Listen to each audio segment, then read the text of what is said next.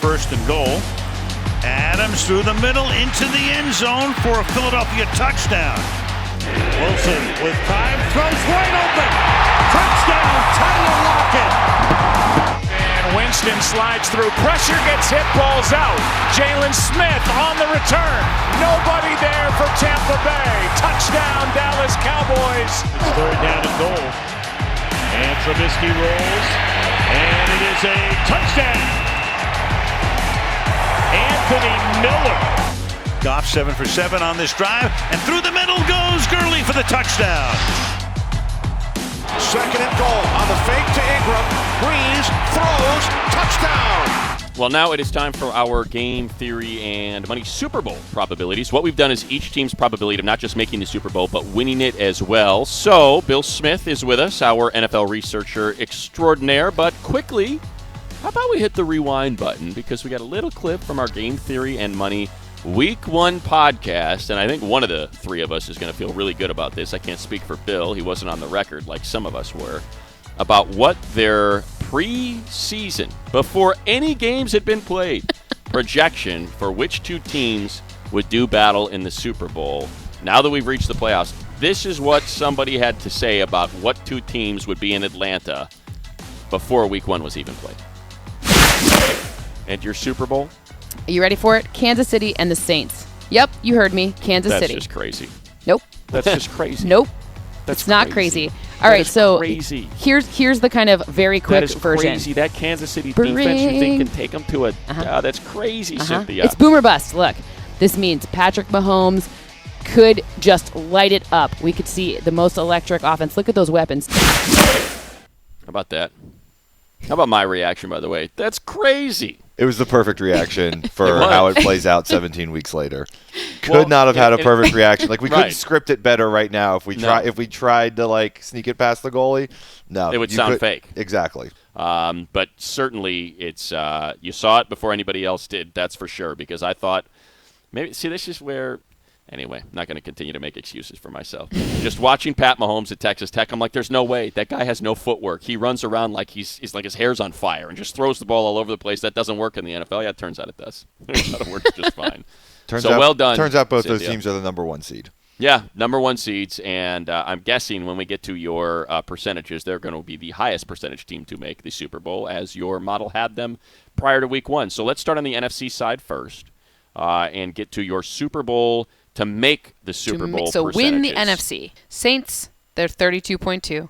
Then the Rams, 24.3.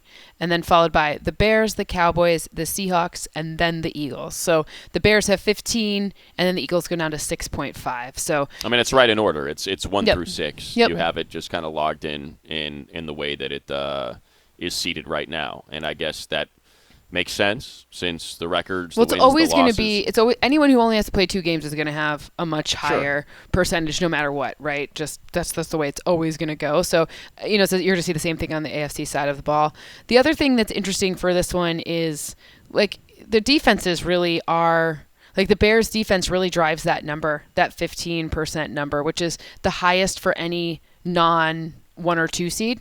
So that 15%, I thought that was pretty high. I was looking last season to see kind of what were some comparable situations, and no one was that high. So I have to go back a few years, but I was interested to see about the Bears. It was cool, pretty cool. Yeah, I guess in kind of going back to what we discussed on the podcast in terms of the wild card matchup, maybe I just value experience more than others. I look at the defending Super Bowl champion Eagles team against a Mitch Trubisky-led Bears offense that has been so hot and cold all season, and I feel like the Eagles have a much better chance to beat the Bears, and the Seahawks to do the same with a Super Bowl winning quarterback Russell Wilson against the Cowboys than maybe the model suggests. And I'm guessing those are things that you really can't quantify. Like, oh, hey, I want the guy that's won a Super Bowl taking snaps, not the guy who hasn't and has been kind of shaky this year. Well, in the model's defense, it does take into, like in the case of Drew Brees, and Tom Brady on the other side, it does take into account, situational snaps of high pressure situations. The one thing that really jumps out to me is just the sizable gap between the Bears and the Eagles. I think of all those numbers, that's the one. The fact that you're talking about nearly 9% separation between those two teams. The Cowboys and Eagles is a little bit more tight. I'm sorry, the Cowboys and the Seahawks is a little bit tighter. It's like but 4% between them. That gap between the Bears and the Eagles, just that's the one number that jumps out at me. I mean, that it's you're that right. much higher for the Bears. You're right. And I was just curious, like, what would it be if it was like the Cowboys traveling to the Bears or whatever? And, the Bears have a strong, like, that home game in Soldier Field at night when it's cold, like, that's an advantage for them. Sure. Less of an advantage against the Eagles, who also play in the cold, but it would have been a bigger advantage if it were the Cowboys.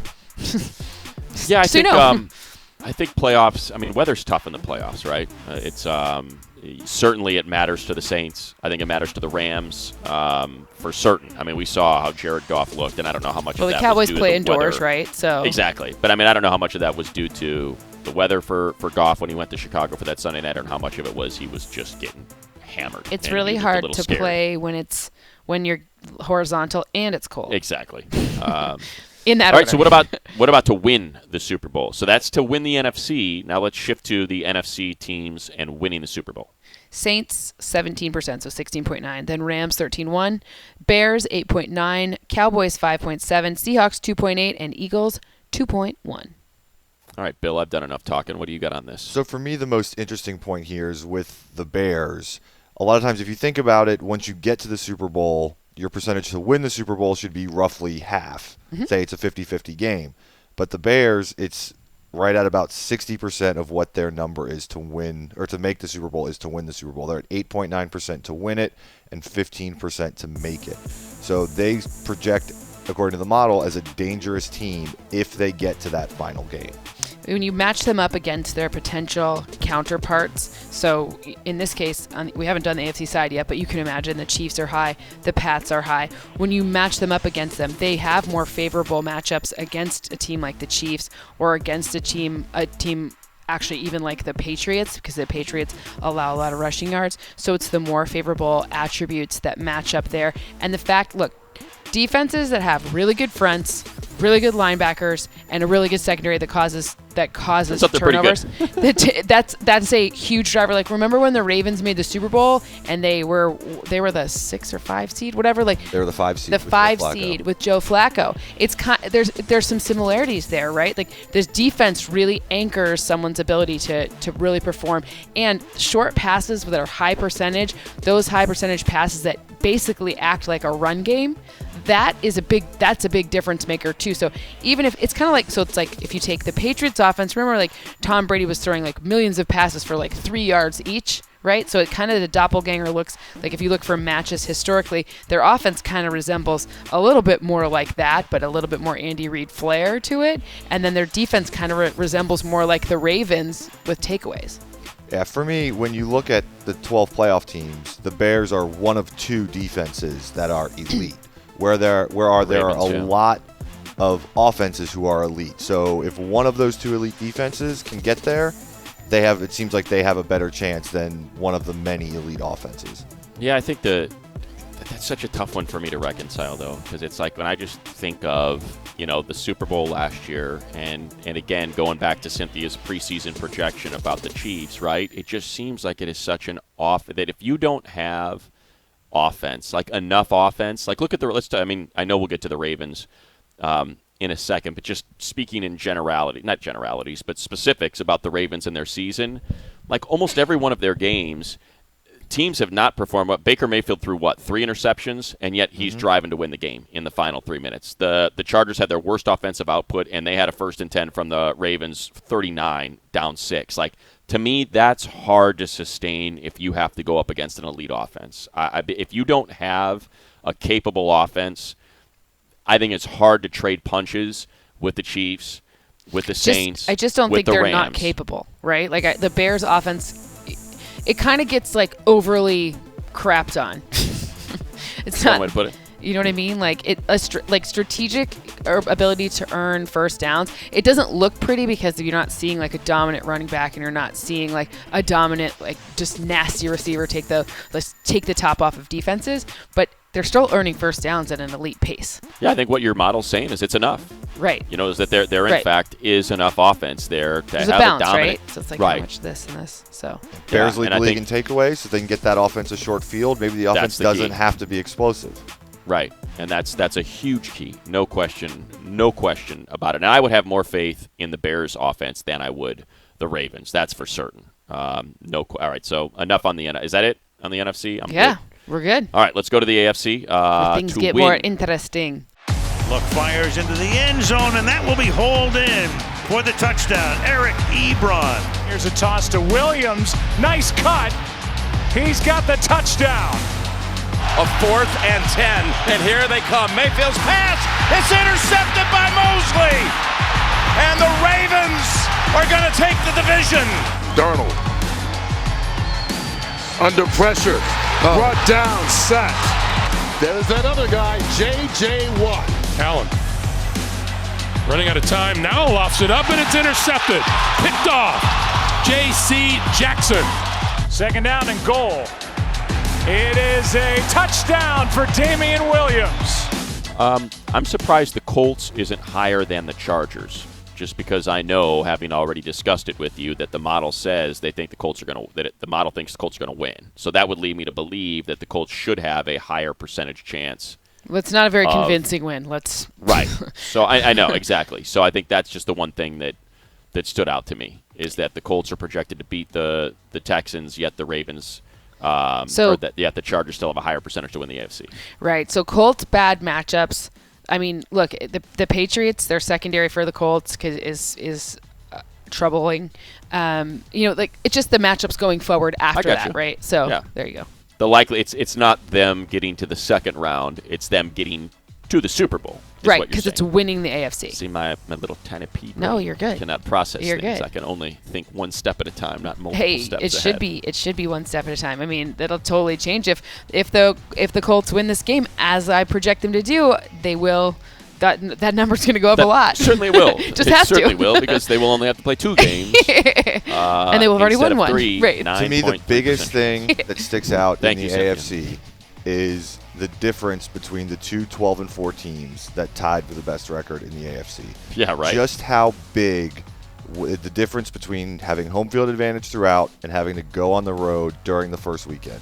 Chiefs 31.1%, Chargers 9.3%. The bye is huge. The bye is huge. So even if you just gave it to the team with the 2 best records, the Chiefs and the Chargers, and if you didn't give each division winner the first 4 seeds, the Chargers' percentages would go up drastically. But the fact that they don't win the division is such a bummer for them. It's huge. Yeah, I mean, they're tied for the best record in the conference, and they're going to have to win 3 road games. Good news for the Chargers, they're 8-0 when they have to climb on an airplane. 8-0. They have not lost a game that they have had, because the London game's considered a home game. Their road game against the Rams was in the city of L.A. So anytime they have had to climb on a plane, they have not lost. I mean, that's what's remarkable about that team. All right. Do we move to the winning the Super Bowl? The Super Bowl? Right. Yeah. What do we got? Chiefs 16.2. So just to contextualize that, Saints are 16.9. Chiefs are 16.2. There you go. Patriots 13.5. So Rams are 13.1. Patriots 13.5. Texans 5. Ravens 6.9. Chargers 4.9. And then Colts 4.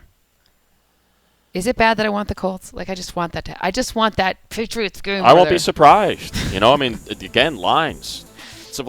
Defensive line has been solid. Their offensive line's probably been the best since they went on this run streak, this win streak, I should say. And Andrew Luck is certainly a Super Bowl, capable of winning a Super Bowl. I mean, he's been one of the best quarterbacks this season. So I got no problem with you wanting the Colts to make it happen. I don't mean to. I don't know why. I just want them to get to the Super Bowl. I just want them to beat the Patriots. I just want Josh McDaniel tears. Is that too much to ask? That would be nice. It would be, although I guess their path to New England, would work out that way, right? They would have to make the conference championship. That's right. I mean, get to the Super Bowl. They got to knock off the Chiefs. And that's the ultimate drama. That's the ultimate drama. I mean, I want the Chiefs so that I'm right, but, whatever. Andy Reid. What's Andy Reid's record like in the postseason, right? Andy Reid, great. But he has a bye. He does have a bye. So I think that we're going to go with Andy Reid coming off a bye. I gotcha. So now we got to weigh in the Andy with a bye, which has the best record in the history of football with a bye as a coach, versus Coach Reed in the postseason, Exactly. which is really bad. So it's yes, balance those two things out. Exactly. And you know what? I think that's also something that comes into play for the Patriots. Certainly, the fact that they end up getting that bye is huge for that team. And one sort of fun note that we uncovered was since 1990, when the playoffs changed to the current format, we have not had two teams where both of them did not have a bye make the Super Bowl. So we've had teams from that play on Wild Card Weekend make the Super Bowl, but we've never had two of them in the same season. So as you look forward for potential Super Bowl matchups, you maybe look for one of the teams that comes out of the 1 and 2 seed, and then the other team that's coming out of comes the out of the not 3 and 1 or 4, 2 seed, or a wild card, or. And I saw a pretty good nugget from our crack research staff. For all I know, this might have been Bill. It's probably Bill. This one. If it was good, it was Bill. But it's on the Ravens defense, and here it is. Teams with the number 1 total defense have made the postseason 42 times in the Super Bowl era. 23. That's 55% get to the conference championship game with the number 1 D. Over a quarter get to the Super Bowl. 29% get to the Super Bowl, and 24% of them win the Super Bowl. That's a huge chunk. So what you're saying is that it's really Seahawks Ravens because the number 1 rushing offense makes it 30 of 36 times, at least at the divisional, and then the defense. So there we go. It's decided. Seahawks Ravens. I mean, or if you're going to pick one of those wild cards, right. if you say it more often than not, the one to pick is the one that you have the highest number on, and that's Saints Ravens. 4.3. Just because of that dominant defense, and historically speaking, it's tough to do historical stats, right? Every one of those teams is different, but it does suggest that dominant defenses tend to do pretty darn well.